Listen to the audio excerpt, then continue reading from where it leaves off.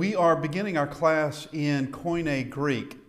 And to begin with, we're going to be looking at what Koine Greek is, what it happens to be, and answer some other questions as to why did God choose Koine Greek for the New Testament. And let's just begin. Okay, so let's begin with this. We have the English word Greece, but they don't call themselves and never have called themselves Greek or the country Greece. That is, that just happens from language to language. Our word Greece actually comes from the Latin. The Romans gave us that. But as far as the Greeks, Hellas is the name. And it's from the name Helen, which is actually mythological. It's a man, where we get the name Helen, though that can be disputed. Some do dispute that. Of course, we have Helen as a woman's name. But from this, we get words like Hellenistic. Hellenistic is something that is in Greek culture, or unique in Greek culture, or unique in Greek language. It is of or related to Greek history, culture, or art after Alexander the Great. All right, not before, but after Alexander the Great, because things do change in Greek culture after him. All right, a Hellenist is a person of those times. I think you can make it today as well, but Hellenistic, a person in Hellenistic times, that would be in that time after Alexander the Great in the ancient world, someone who was Greek in their way of life, but not Greek by way of ancestry. All right, loving Greek culture, loving Greek ways, and Herod the Great was like that. Of course, he was king over Israel. The Romans had put him there. But he was not someone who was Jewish in his ways. He was much more worldly than that. He was Hellenistic, and that's why you have many in Israel who didn't like him. He's not like he should be at all. But he wasn't the only one who was what we called a Hellenized Jew. Now, for those in the post-flood class, of which I have every now and then, those in the post-flood class, Helen is the son of Deucalion. Deucalion is the Greek version of Noah. Of course, it is a twisted version. It's a Greek version. But we're going to look where the Greeks came from. In actuality, we see it in Genesis 10 in verse 2. All right, it's Javan, who's the son of Japheth. From him, from his descendants, are going to be the Greeks.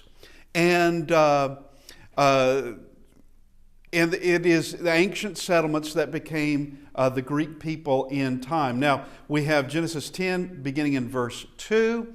The sons of Japheth were Gomer, Magog, Madai, Javan, Tubal, Meshech, and Tiras. Now, this is the generations after the flood, and this, in Genesis chapter 10, is often called the Table of Nations, because in this section of Genesis, you see the ancient names of countries, such as Tarshish.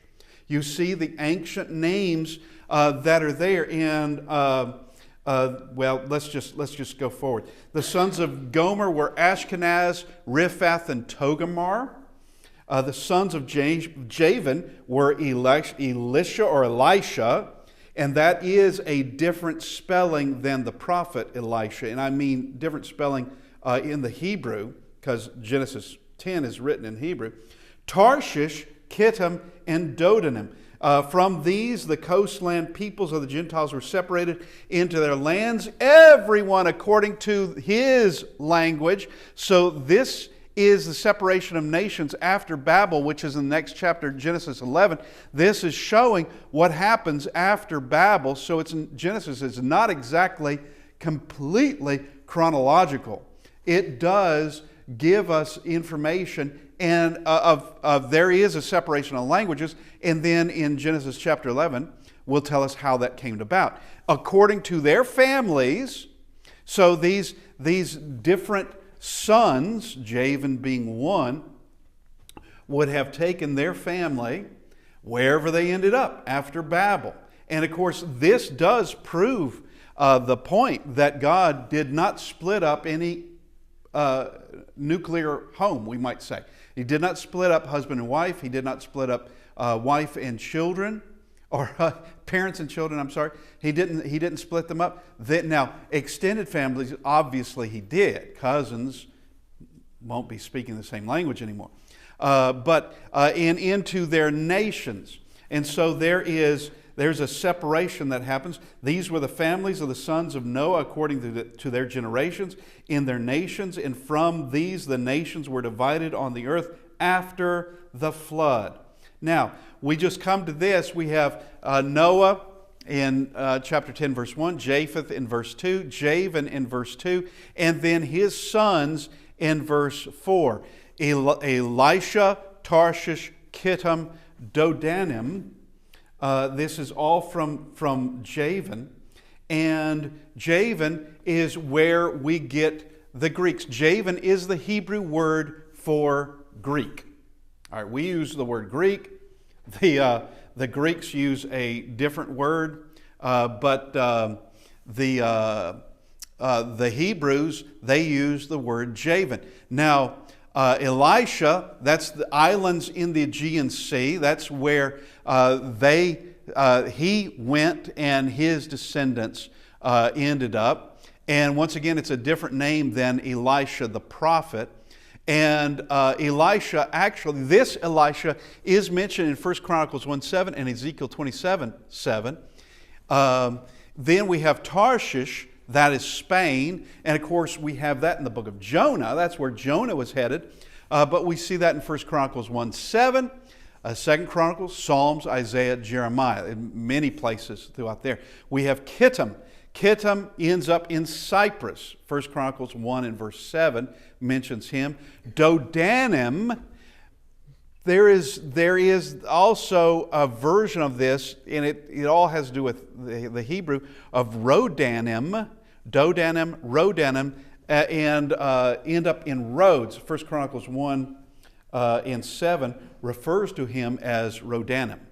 And it's just the difference between the D sound and the R sound.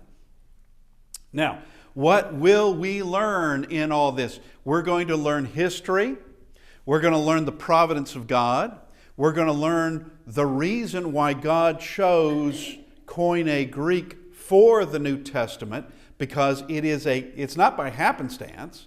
God does nothing by happenstance. He does nothing just spontaneously. It is fully. Why doesn't he do anything spontaneously? Because he knows everything anyway. He has entire foresight. He sees the future. He is in all times. He's in all places. And I will also say where he wants to be in all places. And I say that for a reason. But he is in all places. He is in all the way through history. And that he uses Koine Greek for a reason. And Koine Greek is going to be developed at a specific time that brings us to the first century, where it will be used for the New Testament. We're also going to learn how to pronounce Greek words. We're going to see the strength and the value of this language, and we're going to do word studies. And we may throw in some other things as well as it comes about, just things of interest. Now, the New Testament is written in Koine Greek. All right, that is the original language for the New Testament. Now, other languages, one may think, well, what happened to Latin? Where is Latin? Latin is a translation that comes considerably later. And there is a funny thing about that. We'll get to that in a second. Koine Greek is the language chosen by the Holy Spirit.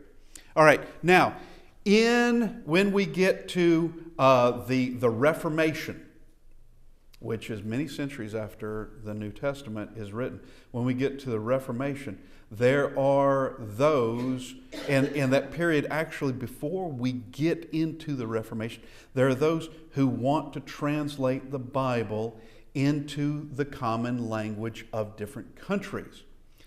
Living in Germany, well, not too many people can read Koine Greek or Latin.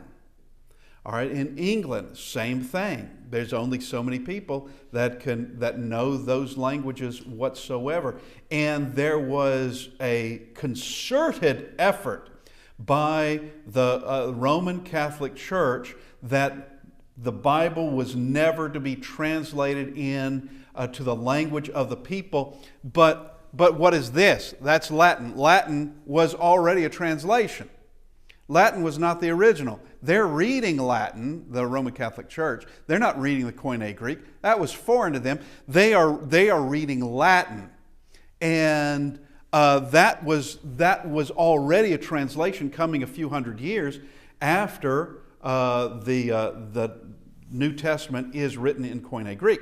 Now, here's a little bit of some history. The Greeks borrow from the Phoenicians. The Phoenicians have an alphabet. The Phoenicians live here, if you know, Tyre and Sidon, over here on the coast. The Phoenicians are a seafaring people in the Mediterranean, and it is well known that the Phoenicians also found themselves an island that had lots of tin, and it is well thought that, yeah, they had made their way all the way to the coast of England on the southwestern side. Nevertheless, the Greeks borrowed the Phoenician alphabet, but they made alterations.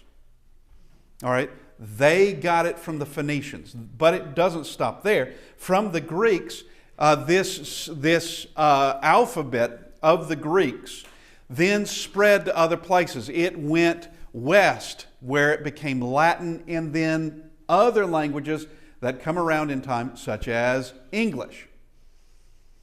Also, heading north and east, it becomes Cyrillic, which is the alphabet of Russia and other places that direction. Heading directly east, it becomes Turkic. Going south into Egypt, it becomes Coptic. They all make their own alterations as they see fit, or as it just happens. And so they are borrowing the Greek alphabet, and yeah, we have altered it. All right. There are things that obviously are identical. Our letter A and the letter alpha are identical. Our letter B and the letter beta are identical enough to where, yeah, you know exactly what that is. You know what that is. All right, and so at any rate, this is because of Greek influence. You have these languages that are affected by the Greek alphabet, and of course, in English we have a lot of words that are based off of Greek words. We have a lot of words, and of course, English is that way. English is a hodgepodge, which shows that the English language has been to some places and has been influenced by a lot of different people. We have Spanish words that have come in, and we use them as common. We have lots and lots of French words that have come in, and we use them as, you know, it's common English. We also have words that have come over from the Chinese, from the Japanese, from the Tagalog language. It's come from all over. Now, I'm not talking about English, but I am talking about the spread of language and how it can affect others.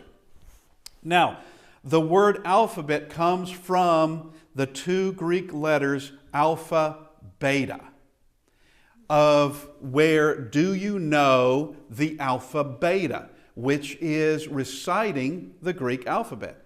Alpha, beta, delta, gamma, so on. All right. And that's where we get our word alphabet. Now, why? There are numerous ideas we can give in all this. All right? And why is the New Testament in Koine Greek?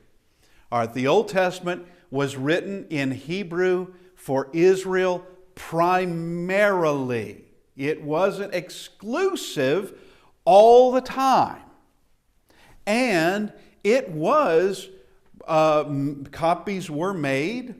And of course, you have the Septuagint that comes in 250 BC. That is a translation into Koine Greek. But what advantage then has the Jew? This is Romans 3, verses 1 and 2. What advantage then has the Jew, or what is the profit of circumcision? Much in every way, chiefly because to them were committed the oracles of God. They were written in Hebrew, and very, very few people outside of Israel would have written, or rather would have been able to read Hebrew. Very few people. This was for them primarily. But there are messages in the prophets. There are messages in the prophets. Ezekiel has numerous messages that are for various nations. Of course, Jonah is specifically going to Nineveh, the capital of the Assyrian Empire, and with a message for them.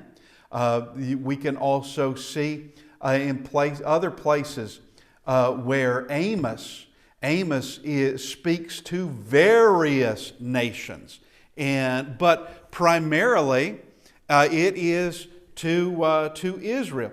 Now the New Testament is written for the entire world. Romans 1:16, for I am not ashamed of the gospel of Christ, for it is the power of God to salvation for everyone who believes, for the Jew first and also for the Greek. So this is to go to everybody. And of course there's the Great Commission, which the Jews never had a Great Commission. Under the law of Moses, they were not called to go out to other places and tell them, you must be keeping the Passover. You must be observing the Sabbath. But the rest of the world was under a different law. There was a separation between Jew and Gentile in that time. And everyone else was under what we call patriarchy, what the Jews now called the Noahide laws, which Noah would have been under, and actually Cain and Abel and Abraham, all those were under that law, and that law continued on. And the Gentile world was not responsible for what God gave from Sinai. The rest of the world was not there. The rest of the world did not have the agreement that Israel made right there, because they did make an agreement right there at the base of Sinai. The rest of the world wasn't there. And once again, the Jews were not called to go to other nations and make proselytes. There was nothing wrong with doing that. And they were to be good examples. That is for sure.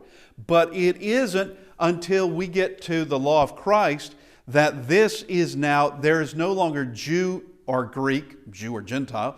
There's just one law, one people, that's it. And here, it has to be, New Testament cannot be written for just the Jewish world in Hebrew. It couldn't be.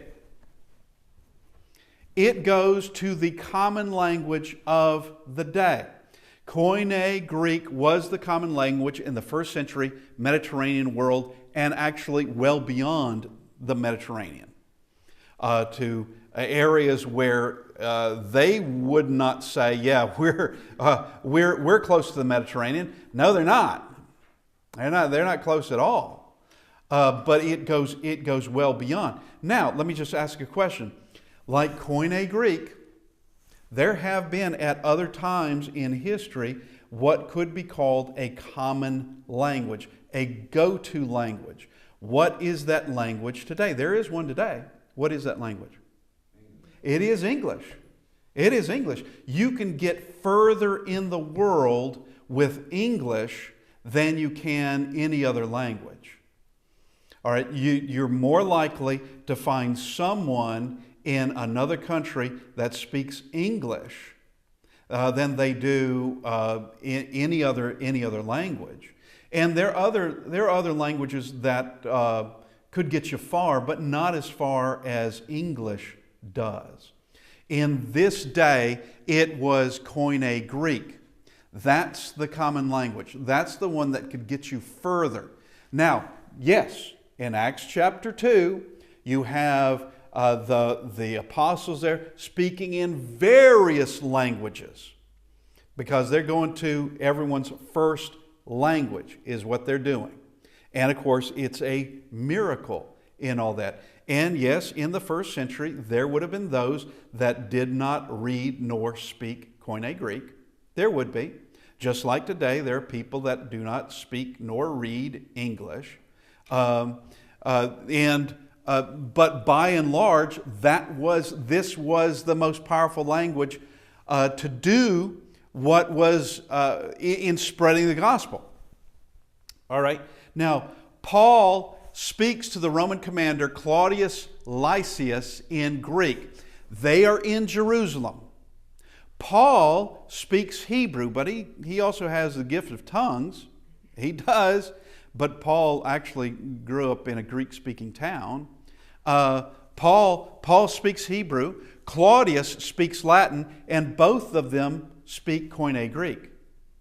Both of them do. Then, as Paul was about to be led into the barracks, Acts 21:37, he said to the commander, "May I speak to you?" He replied, that is, Claudius replied, "Can you speak Greek?" He didn't expect him, because he thought he was an Egyptian, kind of an Egyptian outlaw, is what Claudius thought he was. And you can speak Greek. And so Koine Greek is a very powerful language. It is specific in ways that other languages are not. English is not as specific nor as powerful as Greek is. It's not. It is very weak.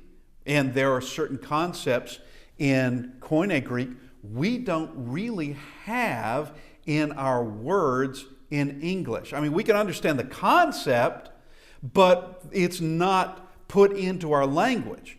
We have to explain it by several words, whereas they could say it in one word.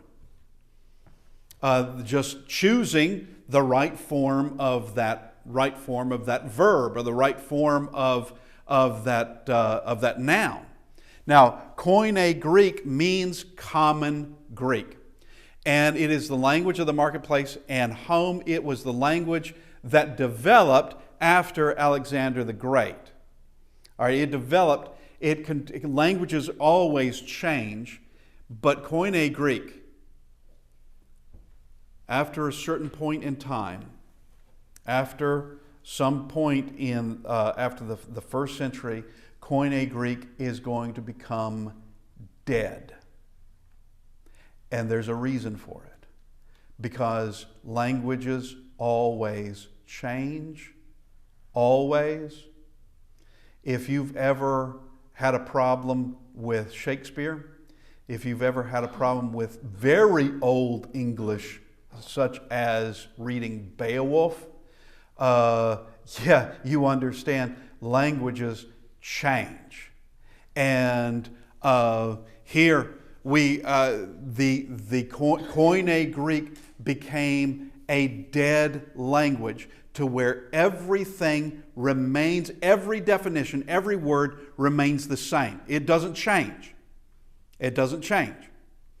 That in a living language going from generation to generation, it will have changes. I remember like a English teacher in high school. The best she could do was tell us English as to how she learned it in school. That's the best she could do.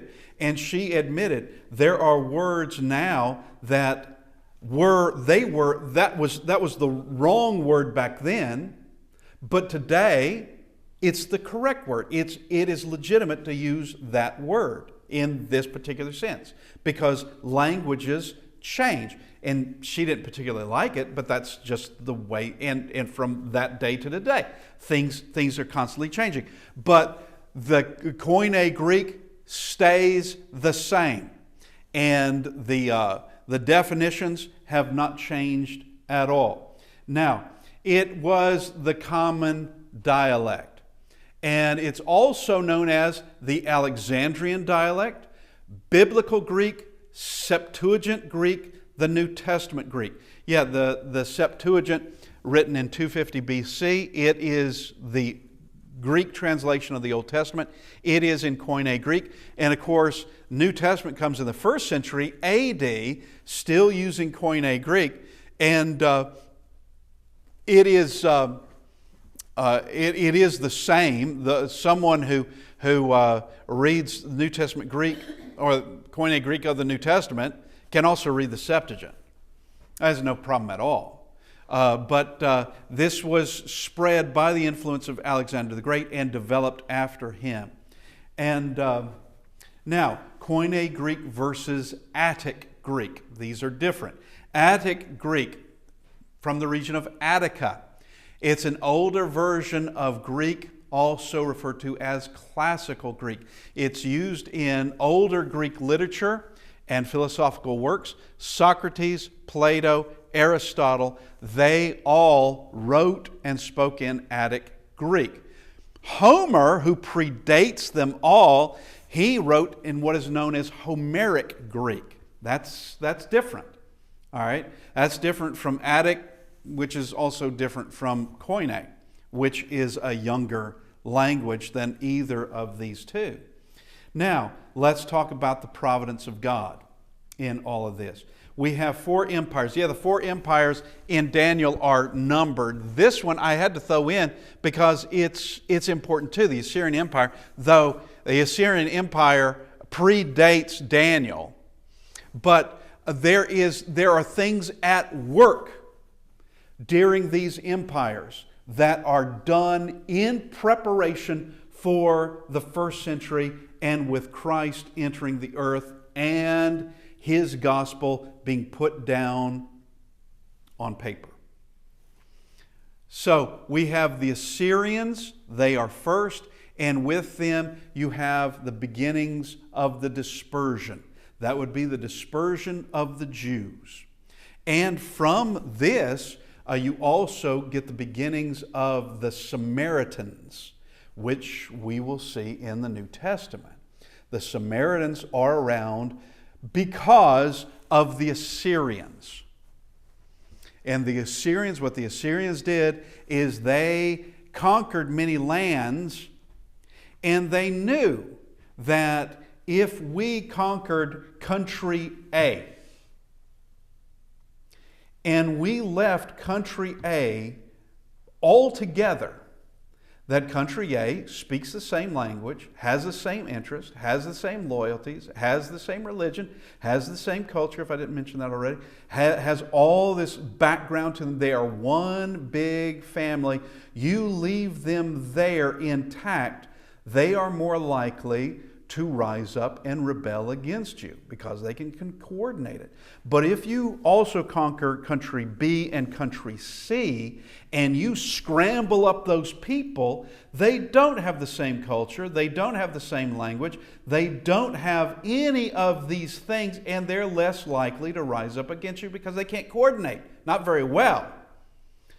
And so that's what they did. And the Jews that were of the northern kingdom of Israel were scattered throughout the empire, and they also, while the Samaritans claimed that they were Jewish, they could not show any kind of genealogy, and they were in fact a mixed race.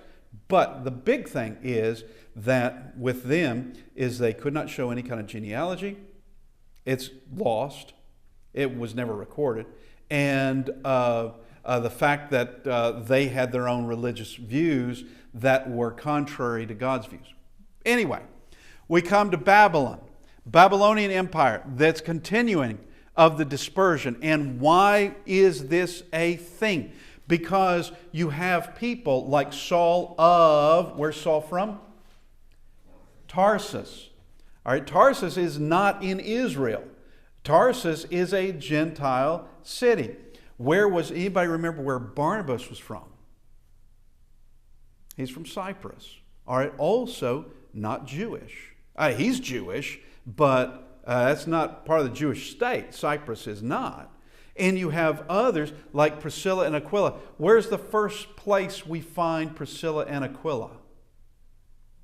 They're in Corinth. Yeah, that's right. We also see from other books that they have moved from Rome to be there.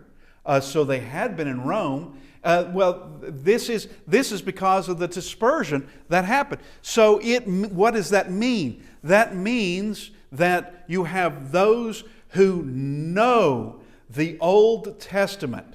They know there will be a Christ. They know that He is going to be the Son of God, and that is Jehovah. They know this, and they have been scattered across the Mediterranean world. They are in a lot of places. A lot of places. And so you can have Paul going to Philippi and finding Lydia there and finding others there. They can also go to Berea. He and others with him can go to Berea and start teaching in the synagogue. And it's all from this. And it is the providence of God taking us to the first century, where you will have places where the church can begin very quickly because they're going from what they already know from the Old Testament into the gospel of Christ. All right, into the kingdom of heaven. They can do that very easily. It's an easy transition in that. And they would have an influence over others, because we do see where there are proselytes, Gentiles, they're going to the synagogue too. And they're learning the Old Testament prophets too. And Paul and Barnabas and others, they meet Gentiles there as well. Now we get to the Medo-Persian Empire, and the Medes and the Persians, you have the return of the captives. And I'm just doing this very, very loosely. There could be many, many, many other things that have been set by these various points in history and these empires. All right, I'm just doing this very, very loosely. The return of the captives going back to Israel, but not everybody does. If you were not born in Israel, and if you have lived your entire life outside of Israel, Israel is not home for you. You would have a legitimate claim to go back, but not everybody went back. They're perfectly happy being wherever they are because they've been there for generations and they don't feel inclined to go back. Some do, some do not. They're just not. You have those such as Nehemiah, where he's off in Persia. He goes and he's serving the king there. He goes to Jerusalem only to resolve a problem, and then he goes back to the king. He goes back where he came from. Now, coming to the Greeks, you have, and this, of course, is the third empire mentioned in Daniel. You have the Greeks. The Greeks are going to bring a language and a culture as well, and all this is setting up for the time when we get to Rome in the first century. Rome is going to have this is the Pax Romana, which sounds like a disease, but it is not. It is, in fact, the peace of Rome. Now, Rome was at war. Yeah, Rome had all sorts of wars, but by and large, going through the Roman Empire is very much similar to roaming state to state here. It's easy to do. You just follow the roads and you go over to Tennessee, or you go on up to Wisconsin, or wherever you want to go. It's you have the peace of Rome, where you have the heavy hand of Rome, and where there had been brigands, where there had and highwaymen being thieves and the like, where they had been various tribes that were warring against each other, and you come into their territory and they don't tend to like you. They have put a heavy hand on that, and everybody has to behave themselves. And we can see in Acts chapter 19 where Ephesus goes into an uproar, and they don't even know why. All right, Demetrius the silversmith and those craftsmen with him, they're the ones that started it. The rest have no idea why they're in the middle of the theater shouting, "Great is Diana of the Ephesians." They're just doing it. All right, then you have an official of Ephesus coming out and telling them, "What are we doing? We're going to be in trouble for this, and everybody go home." All right. And basically that is what he's saying. And we're going to get in trouble for this is because of the Romans. Romans are going to want to know, what was that all about? And we don't really like how that looked and where that was headed. Also, the Romans gave roads, whereas others didn't necessarily do that. Romans, where you can travel, all roads lead to Rome, as they say. I don't know that was true, but the Romans did build roads. They were building roads in England. They were building roads in all over Europe. That's what they were doing.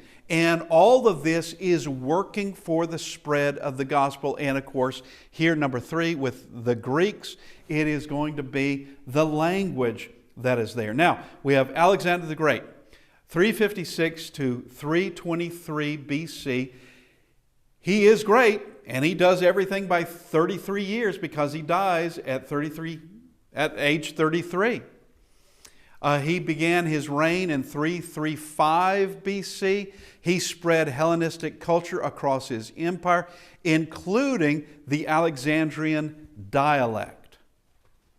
He does spread this out. And this is what his empire basically looked like. It goes from Macedonia, where he is from, that's over in the west. It goes south into Egypt, and it goes all the way east into India. Do not think that the ancients didn't know about each other. They did know about each other. You have the Silk Road in these days. Silk Road that did a lot of trade. And you have, of course, the Mediterranean and other seas where there could be travel, but he creates this empire. Now, it doesn't last as this united empire for very long because he's going to die at age 33. But he's going to be doing this. He's going to be doing extraordinary things to conquer Tyre. He's going to be doing extraordinary things to go against the Medes and the Persians.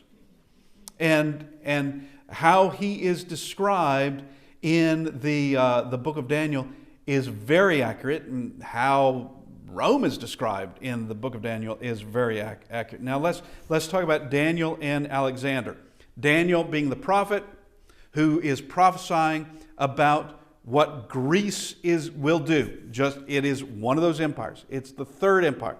And in the 3rd year of the reign of King Belshazzar, a vision appeared to me, Daniel, after the one that appeared to me the first time. I saw in the vision, and it so happened while I was looking that I was in Shushan, the citadel, that's in Persia, which is the province of Elam, and I saw the vision that I was by the river Ulai. Then I lifted my eyes and saw, and there standing beside the river was a ram, which had 2 horns. And the 2 horns were high, but one was higher than the other, and the higher one came up last. Now, we're going to find out this has got to be the Medo-Persian Empire, and that the Persians were in fact stronger than the Medes. The Medes and the Persians came together. You would have kings of both. It's a very equitable sort of empire, actually. They were pretty good. And where you'd have a Mede king, and then you might have a Persian king. But the higher than the other, and the higher one came up last. I saw the ram pushing westward, northward, and southward, so that no animal could withstand him, nor was there any that could deliver from his hand, but he did according to his will and became great. So all these conquests that are going on. And as I was considering, suddenly a male goat came from the west, across the surface of the whole earth without touching the ground. And the goat had a notable horn between his eyes. So here comes this goat out of nowhere from the west, is not even touching the ground, which means he's going fast. All right, he's got to be. He's going extremely fast. And he has one horn between his eyes. All right, then he came to the ram that had two horns, which I had seen standing beside the river, and ran at him with furious power, and I saw him confronting the ram. He was moved with rage against him, attacked the ram, and broke his two horns. There was no power in the ram to withstand him, but he cast him down to the ground and trampled him, and there was no one that could deliver the ram from his hand. All right, this is describing how Alexander the Great and his armies moved. They were very swift. They were extraordinarily fit. They also were veterans. There was no newbies here. They all had lots of experience, and they do eventually go against Persia. Those two are going to clash, and they had clashed in the past, but now you have that goat with this notable horn. But look at this. Therefore the male goat grew very great, but when he became strong, the large horn was broken, and in place of it, four notable ones came up toward the four winds of heaven. All right, that sounds very strange, but that is, this broken horn, that's Alexander's death, is what that is. And the four horns coming up and growing, coming up to the four winds of heaven, that is the four kingdoms where his empire is divided. And out of one of them came a little horn which grew exceedingly great toward the south, toward the east, and toward the glorious land. And it grew up to the host of heaven, and it cast down some of the host and some of the stars to the ground and trampled them, and even exalted himself as high as the prince of the host. And by him the daily sacrifices were taken away, and the place of his sanctuary was cast down. This is Antiochus Epiphanes. You're not going to find him. You do find him in the Bible. Here he is, but like Alexander, you're not getting his name just by action. Because of transgression, an army was given over to the horn to oppose the daily sacrifices, and he cast truth down to the ground. He did all this and prospered. Then I heard a holy one speaking, and another holy one said to that certain one who was speaking, how long will the vision be concerning the daily sacrifices and the transgression of desolation, the giving of both the sanctuary and the host to be trampled underfoot? And he said to me, for 2,300 days, then the sanctuary shall be cleansed. Then it happened, when I, Daniel, had seen the vision and was seeking the meaning, that suddenly there stood before me one having the appearance of a man. Now notice what's going to happen. And I heard a man's voice between the banks of the Ulai, who called and said, Gabriel, make this man understand the vision. So there is this voice that seems to be somewhere over the river that tells Gabriel, that would be this man, make him understand the vision. So he came near where I stood, and when he came, I was afraid and fell on my face. But he said to me, understand, son of man, that the vision refers to the time of the end. Now, as he was speaking with me, I was in a deep sleep with my face to the ground, but he touched me and stood me upright.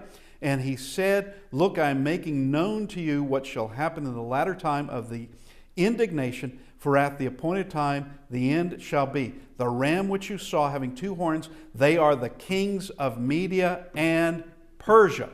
So we don't have to guess. Or that ram has 2 horns, those are the kings of Media and Persia. And the male goat is the kingdom of Greece. The large horn that is between its eyes is the first king. Oh, you can't get more specific than that, well, except to name him by name, but it's not done. We know enough. We know enough that we are talking about the conquering of Greece over the Medes and the Persians in this. And as for the broken horn and the 4 that stood up in its place, 4 kingdoms shall arise out of that nation, but not with its power. And that is true. Let me see if I have a map of this. Yeah, so this is roughly a map of the 4 kingdoms. Here, these are the Ptolemies in Egypt, and we will discuss this next week. This is where we get Cleopatra the 7th, and all the Cleopatras, I assume, up to her. And the Cleopatra we think of, yes, she is actually the 7th. We have this kingdom that includes what's known as the Levant, or where Israel and Philistia and all that happen to be. Then we have this one over to the east, which does go off into India. And then we have this one up in Greece and Macedonia and some of Turkey. So, all right, that's as far as we can get today. And this is the beginning of looking at how God worked in the background to bring things about. As was stated, in due time, Christ died for us. In due time, He is born. In due time, He comes. And God is working in the background through all of this. Work in the background. And I want to thank everybody for being here. And hopefully next week we can continue. Thank you.